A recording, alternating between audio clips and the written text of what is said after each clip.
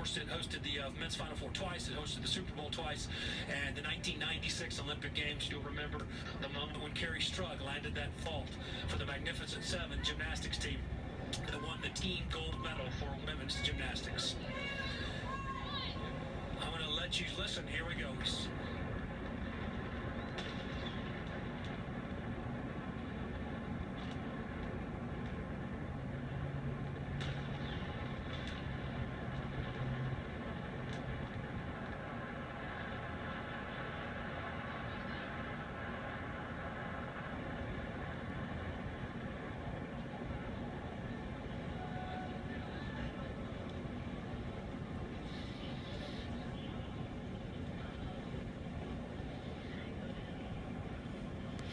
And just like that, you have it.